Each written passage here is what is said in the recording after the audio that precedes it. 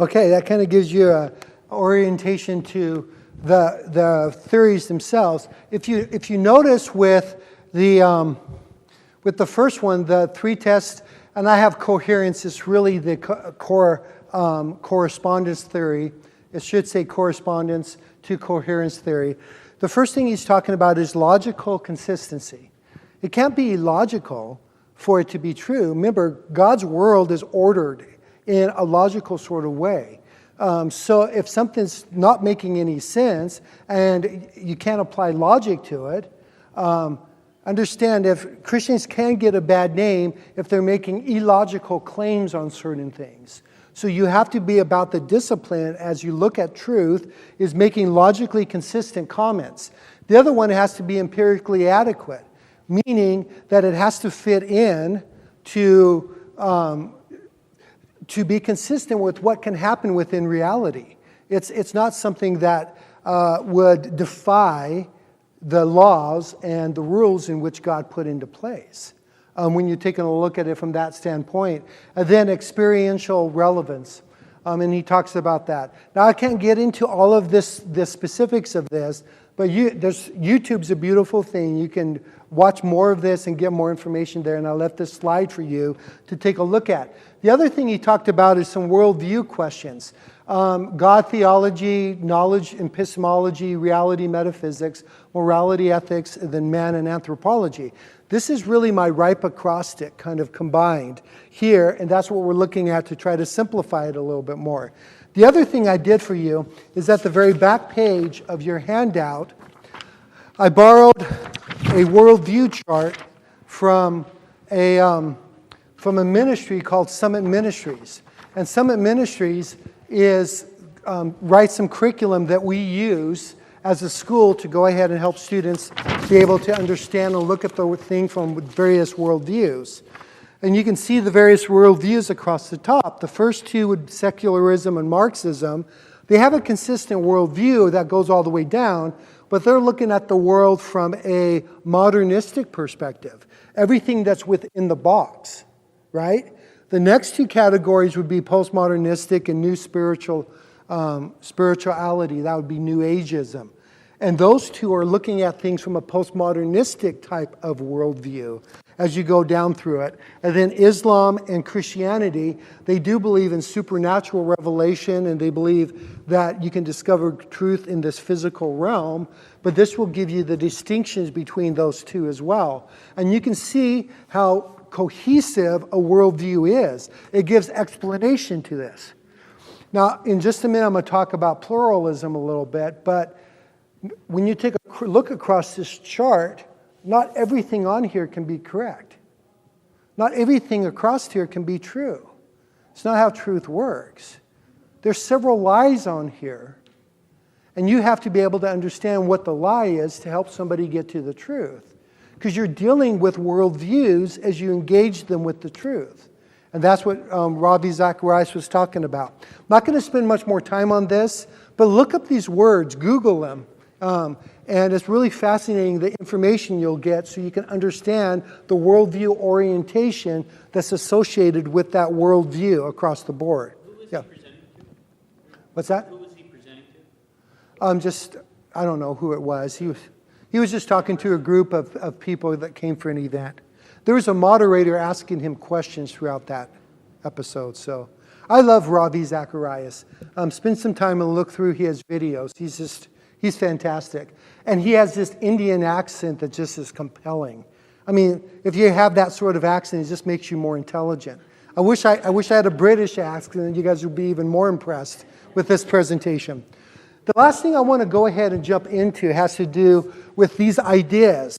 These ideas that reside and is bantered around, they end up infecting the culture or infiltrating the culture, and it creates cultural conditions.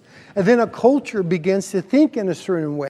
Usually about 50 to 100 years after a philosopher has been throwing around ideas, if a culture embraces a certain philosophical perspective, it has ramifications both politically and socially and mostly culturally. So there's a couple of things that have happened within our culture as we think about sharing the truth in love. And there has been an ongoing secularization of our culture where these ideas has infiltrated the public square. And now it's within that public square by which you're going to share the gospel. And the secularization, basically what this says is overwhelm the sacred. And you're bringing that into the public square to go ahead and share the gospel. Now, the secularization process has happened through this, well, a few things that has happened. There's a lot more that's contributed to it. But I think one thing that has contributed greatly is pluralism. And when we were talking initially, this is one thing that's been brought up, where all religions are supposed to be treated on an equal plane. They all have equal value. They all have their truths. And one religion isn't better than another, except for if you think you're a Christian. They throw it at the very end here. And you have the idea of coexist. But then these Christians have this idea that there's objective truth and that there's not truth in other sort of perspectives. So what happens is they're more and more ostracized from the public square because of pluralism. Because Christians hold certain views that ostracizes other views. And we all need to be able to get along. So there's not much space for a Christian worldview within a pluralistic culture.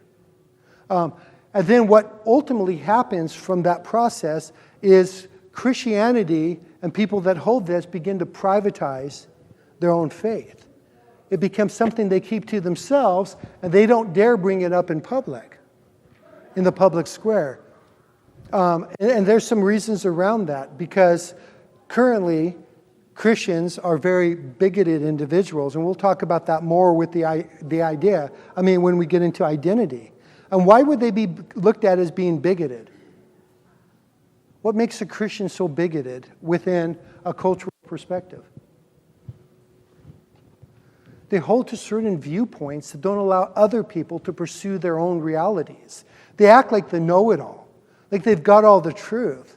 And who do they think they are? Let's relegate them to the private sector and go ahead and expand the public sector. And then you go into this book, and I thought it's just a great book. If you have a chance to read this, it's called The Naked Public Square. Nothing pornographic about it. It's just talking about the religion and democracy in America and this whole process that has occurred.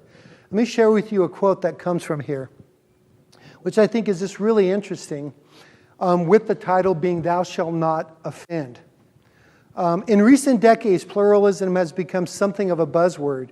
It is variously employed. Often it is used to argue that no normative ethic, that means no standard of ethic, is consistent, even of the vaguest and most tentative sort, can be imposed in our public life. You understand the term imposed. What do Christians do? They impose their own sets of values within the public arena. The displacement of the constitutive by the marginal is not so much the result of perverse decision makers as it is the inevitable consequence of the polity and legal system in which the advantage of initiative lies with the offended. Now the new rule is thou shalt not offend. And if you're offending me, then you're stepping out of bounds. And the problem with Christianity, and if somebody could look up this verse here, it's supposed to come up here, Galatians 5:11. Somebody look that up real quick.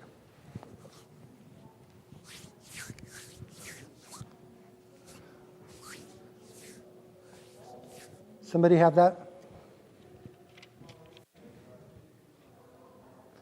Read it real loud for us. You got it, Colette? Okay, go ahead.